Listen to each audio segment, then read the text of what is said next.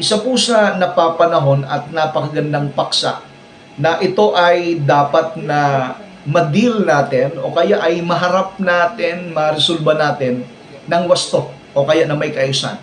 Dahil ito po yung mapanganib kapag hindi po natin may saayos, dahil ito po yung mahantong sa tinatawag po nating pagkasawi ng buhay. In fact, marami na pong buhay ang nasawi dahil po hindi nila ito na-i-deal ng maayos. Ano po yung tinutukoy natin? Ang ating pong paksa na pag-uusapan ngayon, paano lalabanan ang depression ayon sa Biblia o ayon sa banal na kasulatan.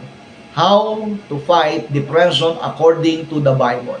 Ayan po yung napakagandang paksa na atin po pag-uusapan ngayong gabi. Kaya samahan po ninyo ako. Again, i-share po ninyo yung ating live program ngayon upang sa ganoon, mas marami pa yung ating makasama. Ngayon, pag-usapan po muna natin na ano po ba yung salitang depression? Ano po ba ito? Para na sa ganoon ay mas mabigyan po natin ng tamang pagsisiyasat, pagsusuri at the same time kung paano natin to mariresolba. Now, ang depression, ito po ay isang seryosong kondisyon sa kalusugang pangkaisipan. Take note ha, pangkaisipan na hindi lamang simpleng kalungkutan o pagod. Okay, pangkaisipan kasama na rin po yung ating damdamin diyan. Kasi ito ay interrelated. Ito ay matagal at malalim na pakiramdam na lungkot, kawalan ng pag-asa, at kawalan ng sigla na nakaapekto sa pag-iisip, damdamin, katawan, at pang-araw-araw na pamumuhay ng tao. Yan po ang depression. Seryosong kondisyon sa kalusugang pangkaisipan, mental health problem, ika nga. Depression is a mental health problem or mental health issue na apektado maging yung ating emotion, yung ating damdamin. Ngayon, pagka inaral natin, ano po ba yung mga palatandaan ng depression? Hindi lahat po ay pare-pareho ang naranasan. Ngunit, karaniwan, ito po yung mga sumusunod. Kapag ang isang tao ay depressed, meron pong emotional na nakikita tayo. Ano po yung emotional na mapapansin natin? Matinding lungkot o pakiramdam na walang saysay. Para po bagang nawawalan ng gana.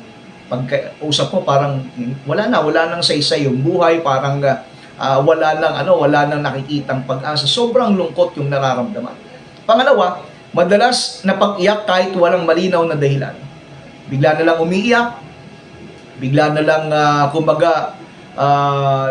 meron pong malalim na pinaghugutan sa kanyang kalooban. Yan po, madalas na pag-iyak kahit walang malinaw na dahilan. Pangatlo, kawalan ng pag-asa o kaya'y pagtingin sa hinaharap. Kumbaga, wala nang katuturan, ika nga, yung kanyang nakikita. Wala nang pagtingin sa hinaharap. Wala na yung kanyang vision, wala na yung kanyang pangitain. And sumunod, pakiramdam ng pagkakasala o pagiging walang halaga. Feeling of parang ang pakiramdam ay wala na ang halagang buhay ko, kaya tapusin ko na ito. Ayun. Ang pakiramdam niya, wala na siyang kwenta, wala nang saysay ang mabuhay pa. Yan po yung pag pinag-usapan natin ng emosyonal. Sa physical naman, meron din tayo makikita kapag isang tao ay depressed. Sa physical, ito yon. Palaging pagod kahit sapat ang tulog. Minsan nga, kahit sobra-sobra pa yung tulog, pagising, ang pakiramdam, pagod na pagod. Sumunod, hirap matulog o sobra-sobra namang pagtulog. It's either of the two. Pwedeng nahirapan matulog o kaya naman sobra-sobrang pagtulog. Kung ang talagang in-encourage sa atin, 8 hours a day. Kung natutulog yung 10 oras, 12 oras, minsan natulog na ng ganong time duration, matutulog pa uli kinahaponan. Ibang usapan po yan. Yan po ay palatandaan ng meron pong dinadanas ng depresyon ng taong yun. Kawalan ng ganang kumain o kaya naman labis na pagkain. Kaya it's either nangangayayat ng gusto or tumataba naman ng gusto. Ayan po, pagka-depression, kapag meron pong depression na naranasan ng isang tao. It's either nawawala ng gana o kaya naman sobra-sobra naman yung pagkain. Next, pananakit ng ulo o katawan na walang malinaw na dahilan. Sumasakit yung ulo, pananakit ng katawan, wala namang malinaw na dahilan. Bakit? Kasi hindi naman talaga mabigat yung trabaho. Okay sana kung nananakit yung katawan mo dahil ikaw ay nag-construction mabigat yung trabaho mo. Pero mapapansin mo, wala namang trabaho mabigat ginawa maghapon, pero masakit yung ulo, masakit yung katawan. O, yan po yung physical. Samantalang sa mental naman o kaisipan, ito yon. Hirap mag-isip, hirap mag-focus, o kaya ay mag-desisyon. Kumbaga parang lutang palagi. Kumbaga, iba yung sagot kapag ka nakikipag-usap sa'yo. Wala sa katinuan, wala sa focus, ika nga. Walang maayos na pagdedesisyon. Sumunod, paulit-ulit na negatibong kaisipan. Kaya ang isa po sa palatandaan kapag ang isang tao ay nakakaranas ng depression, paulit-ulit yung negatibong kaisipan. Kaya makikita mo kahit doon sa mga post sa social media, kahit doon sa mga sinasabi, makikita na kagad natin, ma-identify natin ba dumadanas ito ng depression. Bakit? Kasi paulit-ulit yung negatibong kaisipan sa pamagitan ng kanyang pananalita, ng kanyang pagkilos, o kaya naman yung mga makikita natin sa kanyang post, sa kanyang personal na social media account. Sumunod, pag-iisip ng kamatayan o pagpapatiwakal. O yan po yung medyo matinding struggle. Nag-isip na magpakamatay, mag-isip na kitlin yung kanyang buhay. At ito na po yung kinakailangan ng immediate na tulong. Kaagad-agad o kailangan pag-agarang pagtulong po ito. Now, sa pag-uugali naman, meron din pong palatandaan kapag isang tao ay nasa stage na meron pong pinagdadaan ng depresyon. Una, paglayo sa pamilya at kaibigan. Ina-isolate yung sarili, iniiwalay. Lumalayo. Malayo sa pamilya, lumalayo sa kaibigan. Gustong mapag-isa, ayaw maistorbo. Kumbaga, inilalayo yung kanyang sarili. Sumunod, kawalan ng interes sa mga dating kinagigiliwan. Mapapansin nyo, para baga nanamlay bigla. Nawala na ng interes doon sa kanyang hilig. Napalitan na ng kalungkutan. Next, pagpapabaya sa sarili at mga responsibilidad. Kita mo, nagpapabaya na. Wala nang maayos na itsura, hindi na naliligo, hindi na kumakain. Yan po yung mga ilan sa mga palatandaan na ang isang tao ay nakakaranas ng depresyon. Now, ang depresyon po ay hindi kakulangan ng pananampalataya. Maraming lingkod ng Diyos sa Biblia ang nakaranas ng matinding kalungkutan. Mamaya-maya isa-isahin po natin. Hindi po kakulangan ng pananampalataya. Ito po ay isang issue, mabigat na issue na dapat nating ma-deal properly.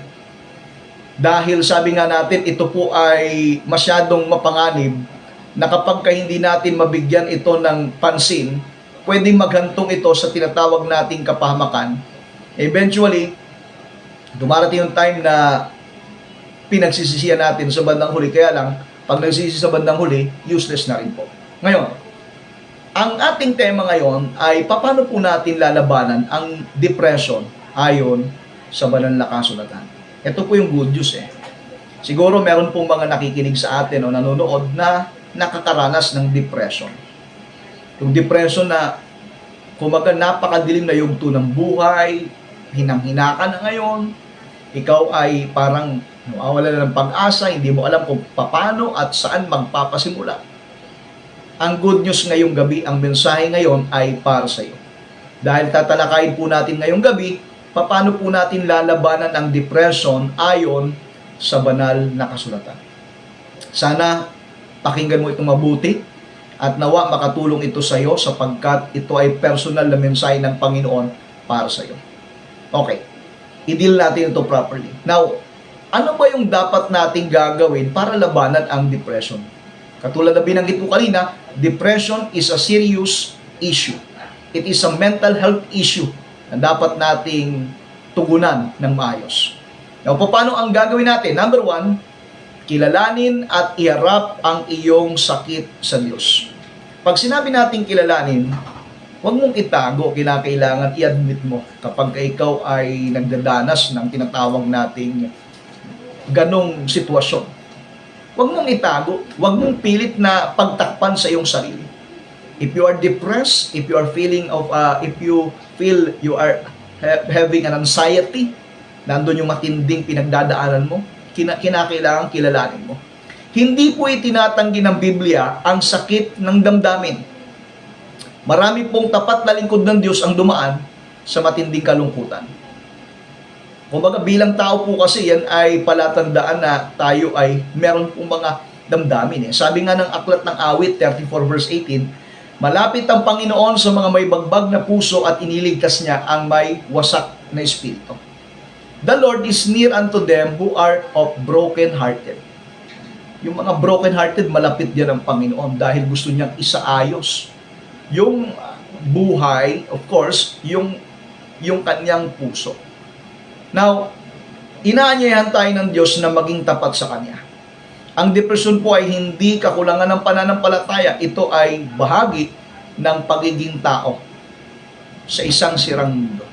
As human being, we have feelings, meron tayong damdamin, meron tayong kahinaan, meron tayong limitation. Again, hindi po ito pagpapakita ng kahinaan o kawalan ng pananampalataya. Dahil marami pong mga Bible characters ang dumanas din ng depression. Isa-isahin po natin. Si David, dumaan po siya sa matinding, kumbaga, nagkapahayagan ng kanyang kalungkutan. Katunayan, binanggit niya, bakit ka nalulumo o kaluluwa ko sa loob ko? Sinabi niya, kinakausap niya sa niya, bakit ka nalulumo o kaluluwa ko sa loob ko? Talagang yan ay matinding pagpapahayag ng kanyang damdamin na down, bagsak. Ito pa si Elias, o si Propeta Elias. Di ba nag-pray siya, sabi niya, humiling na mamatay na sana siya dahil sa pagod at kawalan ng pag-asa. Nag-pray, ang prayer request niya, Lord, patayin mo na ako. O tingnan niyo po, because of depression, yun kanyang prayer eh. Ito rin po si Job. Si Job, ang sabi niya, isumpa ang araw ng kanyang kapanganakan. O isinumpa yung kanyang araw ng kapanganakan. Sabi niya, mabuti pa sanang hindi ako ipinanganak sa aban niyaong nagdala sa akin sa sinapupunan. Nandun po yung, because of depression, andun po yung mga ganong mga kapahayagan o ganong mga experiences. And even, man of God, mga lingkod dito ng Diyos, si David, si Propeta Elias, at si Job. Ilan lamang yan sa mga Bible character na pagtingnan po natin, hindi po kawalan, hindi rin po kakulangan ng pananampalataya. Yan ay patotoo lamang na ikaw ay bilang tao, nasasaktan ka rin. Bilang tao nanghihina ka rin, bilang tao may limitasyon ka rin. Hindi natin pinag-usapan na sabihin natin, ay ito, malakas ito, hindi na ito nanghihina, hindi na ito nanlulupaypay, wala itong nakikita tayong kahinaan. Bilang tao, meron tayong mga kahinaan. Bilang tao, meron tayong mga limitasyon. At ang unang bagay na dapat nating tatandaan upang ating labanan ito pong tinatawag nating depression, kilalanin po natin at iharap ang ating sakit sa Diyos. Anong sakit yan? Yun pong depression na yan. Yan po yung matinding kalungkutan, matinding damdamin na ikaw ay bagsak, nasa kahinaan, nasa panglulupaypay, walang pag-asa. Kilalanin mo yung sarili and ilapit mo sa ating Panginoon. Now, hindi po tinatanggihan ng Diyos. Sa halip, sinasalubong ka o kay niyayakap ka na pang. Katulad po nitong mga binanggit nating Bible character. Hindi po sila tinanggihan ng Diyos. Sa halip, sila po ay sinalubong ng Panginoon. Bakit? Kasi po ay sila ay naging totoo sa paglapit sa Panginoon. Pangalawang paraan, paano natin lalabanan itong depression? Ibuhos ang iyong puso sa panalangin. Buong puso. Pag sinabi natin ibuhos ang iyong puso, buong puso, wholeheartedly. Yun dapat kasi nga, pag hindi natin ibuhos ang ating puso sa panalangin, naiipon yan dyan sa ating kalooban, to the extent na ito'y pumuputok na ang sinasabi natin, nakakapag-desisyon tayo ng isang bagay na sa bandang huli, pagsisiyan natin. Kaya instead na, kumbaga, ipahayag natin sa ibang kapahayagan na hindi wasto at hindi nararapat, ibuhos natin yung ating puso sa panalangin.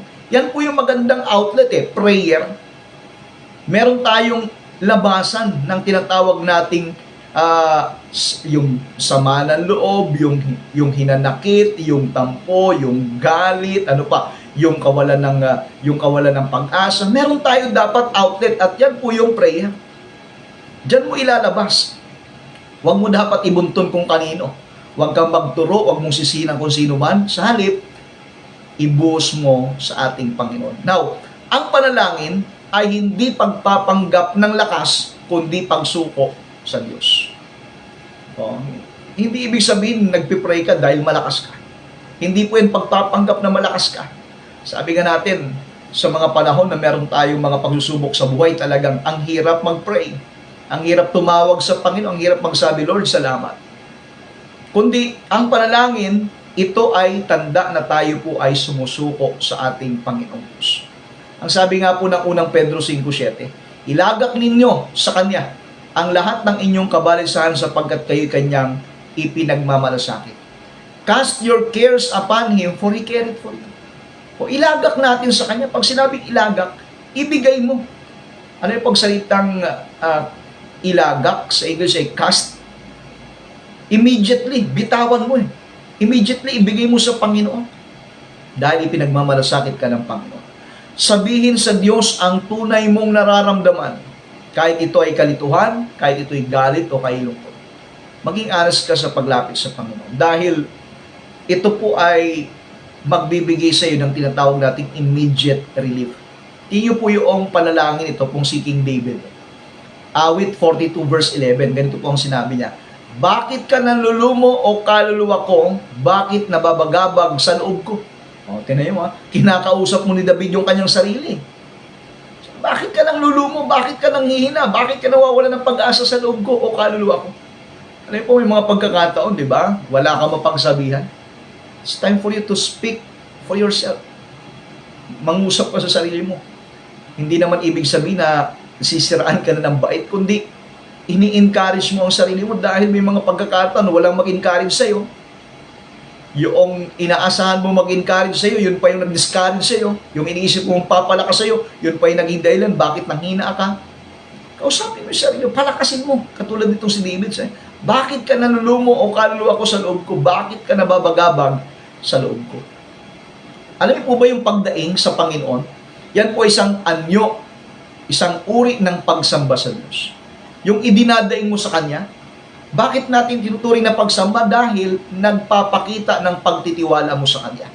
Kapag ikay dumadaing sa Diyos, isang bahagi, isang uri, o kaya isang anyo ng pagsamba, idinadaing mo sa Kanya. Yan po yung magandang dinadaingan. Kasi minsan, dumadaing tayo sa tao, dumadaing tayo doon sa mga katungkulan. Pero ang problema, limitado yung pwede nilang magawa. Minsan nga, hindi pa yun yung ina-expect natin na matatanggap natin mula sa kanila. Pero sa panahon ay kay dumaing sa Panginoon, wow, bukod sa nagkakaroon ka na ng immediate relief, meron pang intervention ng Panginoon at pwedeng gumamit ang Diyos ng iba't ibang mga instrumento upang tugunin at abutin ang iyong pangangailangan. Kaya napakaganda na pag natutunan po nating ibuhos yung ating puso sa panalangin, ito po ay isa sa napakagandang pamamaraan to deal o kaya paano natin labanan ito pong depression. Pangatlo, baguhin ang iyong isipan sa katotohanan ng Diyos. Yung isipan po kasi ng taong depressed, puro puro madilim negatibo, yan nga. Puro reklamo, puro kahapisan, puro mga negatibong mga bagay ang nasa isipan niyan. Ngayon, baguhin mo yung iyong isipan ng katotohanan ng Diyos. Madalas, binabago po ng depresyon ang paraan ng ating pag-iisip. Pero ito naman po ay inaayos ng salita ng Diyos. Kaya nga, palitan natin yung ating isipan ng katotohanan ng Diyos. Ano yung katotohanan ng Diyos? Yung kanyang salita. Ibig sabihin, kung meron man pong mga negatibong bagay ang naglalaro sa isipan natin, palitan mo yan ng salita ng ating Panginoon. Kung meron man pong dapat manahan sa iyong isipan, sa iyong puso, hindi yung negatibo, kundi yung salita ng Diyos. Sabi nga po ng aklat ng Roma, Kapitulo 12, talatang 2. Huwag kayong makiayon sa sanlibutan ito, kundi magbago kayo sa pamamagitan ng pagbabago ng inyong pag-iisip. Hindi tayo pinapaayon sa takbo ng mundong ito. Yung nakakaranas ng depression sa mundong ito, talagang kumbaga nagkukulaps. Pero ang isang mananampalataya, sabi ng Biblia, huwag kang umayon sa takbo ng mundong ito. Anong gagawin natin? Sabi ni Apostol Pablo, anumang bagay na mabuti, anumang bagay na kaibig-ibig, anumang bagay na mabuting ulat, isipin ninyo ang mga bagay nito. ang pinapaisip sa atin, yung mga mabubuting bagay, yung magpapalakas, yung magpapatibay sa'yo. Hindi yung kahinaan, hindi yung negatibo. Yun ang isipin natin. Palitan po natin ang kasinungalingan ng katotohanan. Sa mundong ito, marami tayong pwedeng makita na ikapanghina po natin. Mga sinasabi ng mundong ito na mga kahinaan, na mga kawalan, yung mga tila baga wala ng pag-asa. Pero sabi nga natin, palitan po natin itong mga kasinungalingan na yan ng katotohanan. Manangan tayo sa kanyang salita. Dahil ang kanyang salita ay totoo. Ang kanyang salita ay masasandalan, ang kanyang salita ay tiyak nating magbibigay sa atin ng ibayong lakas upang magpatuloy. Now, pang-apat na pamamaraan, paano natin lalabanan ang depression? Pang-apat, umasa ka sa lakas ng Diyos, hindi sa iyong sariling lakas. Umasa ka sa lakas ng Diyos, hindi sa iyong sarili. Tingin po, di ba pagka na-depress ang isang tao, na-drain eh. Ginawa niya na lahat ng kanyang pamamaraan, alam niyang pamamaraan, pero sa puso't isip niya, wala na, hanggang doon na lang. Hopeless na. Ibig sabihin, kapag ikaw ay magtiwala sa iyong sariling lakas, yan ay mag-aatid sa iyo sa tinatawag nating mas higit ka pang malulugmok. Kaya ang isang taong depressed, wala yan eh, wala nakikitang pag-asa sa kanyang sariling pamamaraan. Anong dapat nating asahan? Umasa tayo sa lakas ng Diyos. Hindi inaasa ng Diyos na labanan mo ito ng mag-isa. Hindi ka lumalaban dapat na mag-isa. Bakit? Kasi andyan po ang Panginoon eh. Hindi yung lakas mo, kasi ang lakas ng tao may limitasyon. Ang lakas natin meron pong hangganan. Kaya nga sabi ng Panginoon kay Paul, kay Apostol Pablo, ang aking biyaya sapat na sa iyo. My grace is sufficient for thee.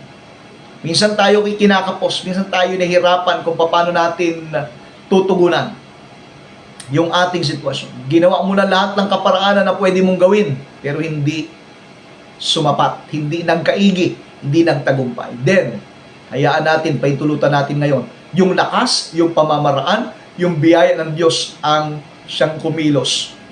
Dahil pag yun ang nangyari, yung lakas ng Panginoon, ang atin pong, ang atin pong inasahan. Umasa tayo sa lakas ng Diyos, hindi po yung ating sariling lakas. Now, ang kahinaan ay hindi kabiguan. Ito ang lugar kung saan kumikilos ang Diyos. Kapag ikinangina, hindi po ibig sabihin bigo, kundi doon mahayag ang kagalingan, doon pumahayag na kumikilos ang ating pong Panginoong Diyos. Sa pamagitan ng kahinaan na iyong naranasan, mas ma-appreciate mo yung lakas na galing sa Panginoon. Dahil yung lakas na meron ka, hindi sa iyo, kundi galing sa Panginoon.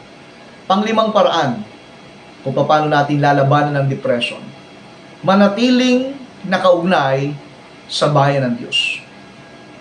Ibig sabihin, manatili kang kasama ng mga mananampalataya, ng mga Bible-believing Christians. Dahil ang pag-iisa ay nagpapalalim ng depression.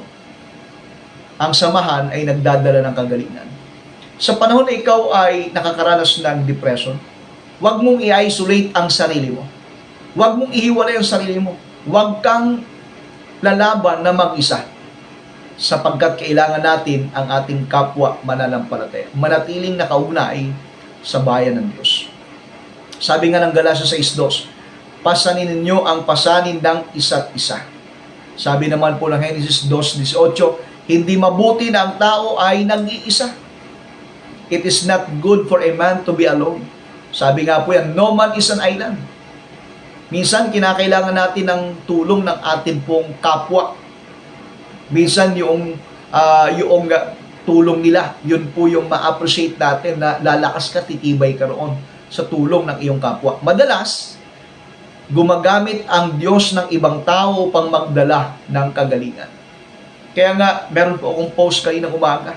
Dapat tayong magpasalamat sa Panginoon dahil ang Diyos gumagamit ng mga tao, gumagamit ng mga instrumento upang abutin, tugunan tayo sa atin pong mga pangangailangan. Bakit? Kasi nga, alam ng Diyos, hindi natin kayang mag-isa. Huwag mong kumbaga pagtakpan, huwag natin parang i-depensan pa, ay, kaya ko ito, solo ko, kumbaga, Ako lang ang nakakaintindi, ako lang nakakaunawa. Kaya ko ito lahat, ako mag-isa. Mga kapatid, mga kaibigan, kailangan natin ang atin pong kapwa, kailangan po natin ang mga instrumentong gagamitin ng atin pong Panginoon. Hindi tayo dapat lumaban na mag-isa. And take note, hindi natin kaya na mag-isa. Kung nung panahon nga ni Adan, di ba, sabi niya, hindi mabuti sa lalaki ang mag-isa. Kaya iginawa po siya ng kanyang magiging katuwang. Dahil kinakailangan natin ng companion, kinakailangan natin ng kasama, kinakailangan natin ng kumbaga ay susuporta sa atin. Sabi nga ng aklat ng Amos, makakalakad baga ang dalawa liban na sila ay magkaisa. Di ba mas mainam kapag ka nandoon yung sama-sama? Sabi pa nga po ng Kawikaan o ng Ecclesiastes, two are better than one. Ang dalawa ay maigi kaysa isa sapagkat merong mabuting kagantihan sa kanilang mga gawa. Two are better than one. Dahil kapag yung isa ay bumagsak, merong magbabangon sa kanya. Pero yung isa na mag-isa lang na bumagsak, saba niya. Kung kawawa siya, pag bumagsak, paano pa kaya makakabangon? Kaya lang po, salamat po sa Diyos. Marahil yung mga nakikinig sa atin, nanonood ngayon, marahil nakaranas ka ng pagbagsak, marahil nakaranas ka ng mga kahinaan. Pero salamat po sa Diyos, may mga kapatid, may mga taong ginamit niya upang ikaw ay ma-restore, makabalik na muli. May mga taong sa likod ng atin pong mga, kumbaga ng atin pong mga ginagawa, may mga nananalangin para sa atin upang tayo ay makarecover, upang tayo ay tumibay, upang tayo lumakas, upang tayo pagpalain. Kaya nga, kailangan po natin ang isa't isa. Kailangan po natin ang ating kapwa mananampalataya. Huwag nating ihiwalay ang ating sarili. Huwag nating, huwag nating pabayaan yung atin pong pagsasama-sama, yung atin pong mga pagkakapatiran. Yung mga pagkakataon sa iyong ginagawa para bagang hindi epektibo. Minsan, ito'y nagpapahayag lang sinasabi ng Panginoon, anak, huwag mong suluhin. Andito ako, andito yung mga kapatid mo. Kaya ito'y paalala sa atin mga kapatid, kung ikay nasa estado ng depresyon, manatiling nakaugnay sa bayan ng Diyos. Kailangan po natin ang isa't isa. Kailangan po natin ang, kumbaga, yung isang tao na magtataas ng ating kamay pag ito'y nanghihina. Merong susuporta sa atin. Di ba sa Old Testament? Sabi po nung banal na kasulatan, nung nakataas yung kamay noong lingkod ng Diyos, hindi ba nagtatagumpay itong mga Israelita? Pero nung bumaba yung kamay nitong si Moises, natatalo ang mga Israelita. Anong ginawa po ni Aaron at ni Hur? Hinawakan yung magkabilang kamay. Tag-isa sila. Yung isang kamay, hawak ni Aaron, yung isang kamay, hawak ni Hur. Dahil puro on, sila'y nagtagumpay. Bakit? Kasi nga, yung isang leader, yung leader ay nangangawit, yung leader ay nanghihina din, bumabagsak din yung kamay. Tingin po, habang bumabagsak yung leadership, habang bumabagsak, nanghihina yung lingkod ng Diyos, apektado yung kanyang pinangangasiwaan. Kaya kinakailangan meron pong nakaalalay, meron pong sumusuporta. Kaya kinakailangan po natin ang isa't isa. Pag nakita natin yung kapatid natin sa Panginoon nanghihina, andyan tayo para palakasin sila. Kung ikaw naman ang nanghihina, andyan po yung may mga kapatid na pwedeng gamitin upang palakasin. So, ibig natin sabihin, huwag nating ihiwalay ang ating sarili sa bayan ng Diyos. Manatiling nakaugnay, properly connected sa bayan ng Diyos. Properly connected tayo sa church. Kaya sa panahon na ikay nasa kahinaan, huwag kang lalayo sa Panginoon. Mas lalo kang dapat lumapit sa Panginoon. Ilapit mo yung sarili. Dahil may mga pagkakataon sa buhay natin na nanghihina tayo, hindi po yan dahilan para ikaw ay lumayo. Mas lalo mo dapat ilapit ang sarili mo sa Panginoon.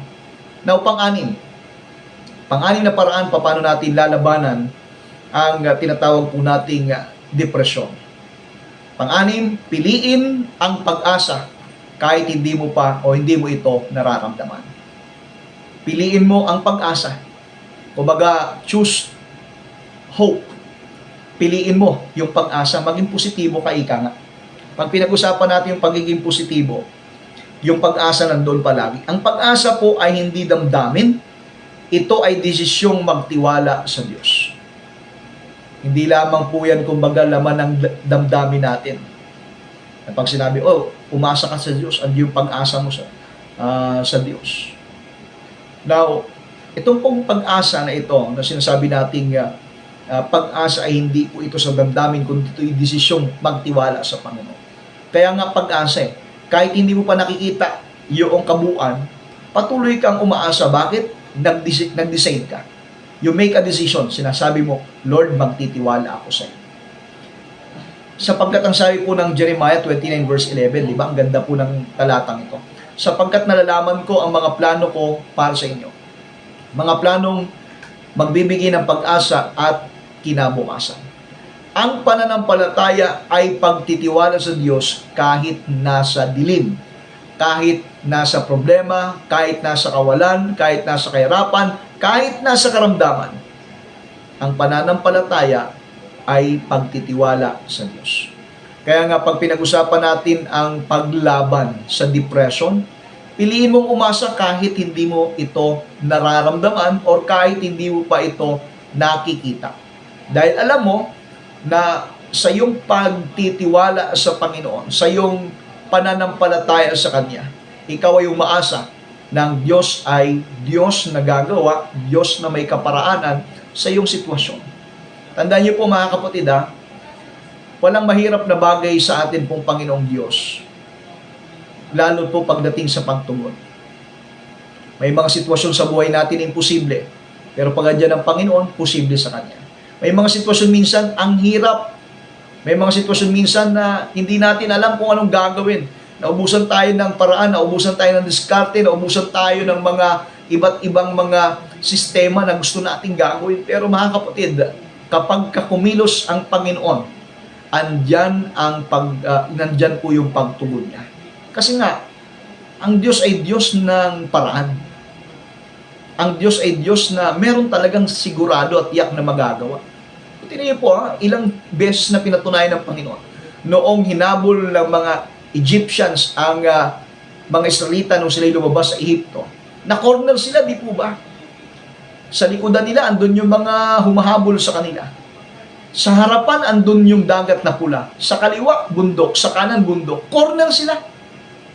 Alam niyo po, may mga pagkakataon, minsan, ang pakiramdam natin, corner tayo sa isang sitwasyon. Para bagang hindi natin alam kung saan ang lusot, hindi natin alam kung makakalaya pa ba tayo, makakawala pa sa gusot na yun.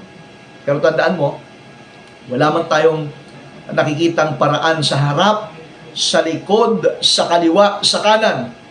Ang gawin mo, tumingala ka.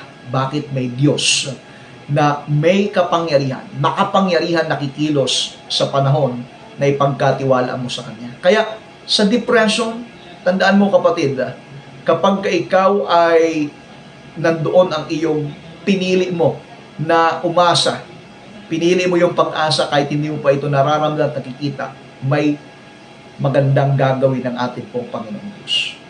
Sapagkat siya po ay Diyos na makapangyarihan. Sabi nga ng aklat ng Jeremias, di ba, nagtanong ang Panginoon, meron bang mahirap para sa akin?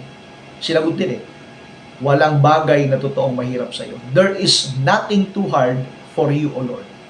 Walang bagay na mahirap. Sa tao lang mahirap Sa tao, imposible. Pero sa Diyos, siya ay God of all possibilities. Siya po ay Diyos ng lahat ng mga posibilidad. Yung mahirap sa iyo, madali lang sa Panginoon. Yung ikaw ay nag-struggle, magaan lang para sa Diyos. Minsan, ang gusto lang makita ng Panginoon, gaano ka ba nagtitiwala sa Kanya? Gaano ka ba lubos na nananalig sa kaya niyang gawin? Kaya salamat po sa Panginoon dahil ang Kanyang salita ay nagbibigay sa atin ng direksyon. Kaya nga, mag-decide ka o kaya ay piliin mo ang pag-asa kahit hindi mo pa ito nararamdaman, kahit hindi mo ito nakikita. Panghuli, kung paano natin lalabanan ang depression. Ito alalahanin natin. Ang pag-ibig ng Diyos ay hindi natitinag. The love of God will not be shaken. Hindi ka inihiwalay ng depresyon sa Diyos. Tandaan mo yan, Hindi ang depresyon ang maghihiwalay sa iyo sa pag-ibig ni Kristo. Tingnan natin, ang ganda po ng mga pananalita dito sa Roma Kapitulo 8. I would suggest, tingnan po niyo itong Roma na ito. Roma Kapitulo 8, kung paano binaybay ang mga pananalita dito na very powerful, na kung saan ipinapakita rito yung kanyang kakayahan. Pinapakita rito yung kapangyarihan ng Panginoon. Sabi po rito ng verse 35, sino ang maghihiwalay sa atin sa pag-ibig ni Kristo? Question mark. Ang kapigatian ba? Ang kahapisan ba? Pag sinabing kahapisan, kawalan. Pag-uusig, kagutuman, kahubaran, panganib o tabak. Inisi-isi. Ito ba yung maghihiwalay sa atin? Kapigatian, kahapisan, pag-uusig, kagutom, kahubaran, panganib o tabak. Gaya ng nasusulat. Ang sabi po ng talata, gaya ng nasusulat.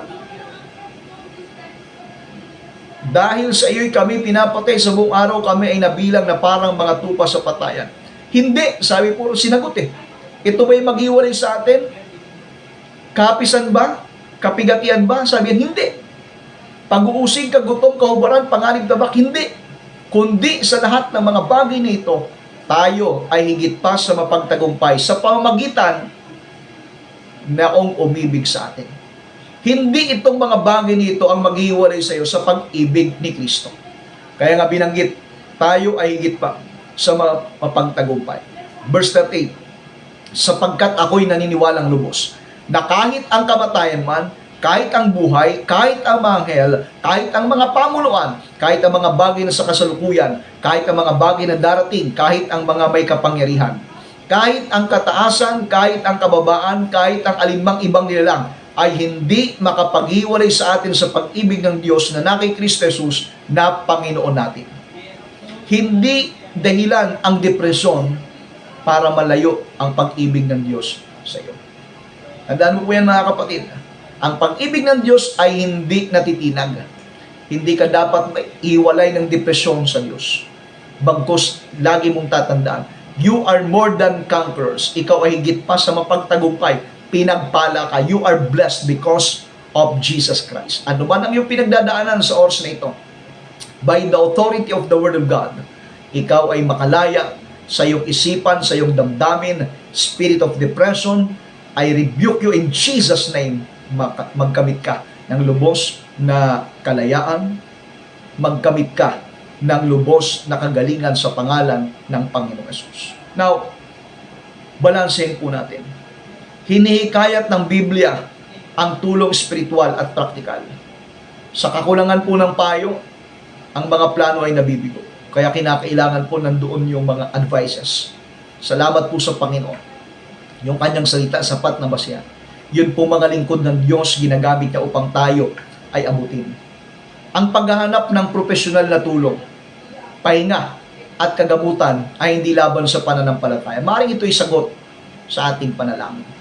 Gumagamit ng mga instrumento ang ating pong dakilang Diyos. Tandaan po natin, anuman ang depresyon, dahilan ng depresyon mo, meron pong magandang plano ang Panginoon. Sabi nga ng awit chapter 30 verse 5, ang pag-iyak ay maaring magtagal sa gabi, ngunit ang kagalakan ay dumarating sa umaga. Hindi nakalimutan ng ang Panginoong Diyos. Tandaan po natin, matyagaan Diyos. Ang paggaling ay isang proseso, ngunit siya ay kasama mo sa bawat hakbang. So therefore, anuman ang sitwasyon, anuman ang ating pinagdadaanang dahilan, bakit ikaw ay pinanghinaan, sa tulong at biyaya ng Panginoon, kaya mo ito mapagtagumpayan dahil may Panginoon na umibig sa iyo. Purihin ang ating Panginoon.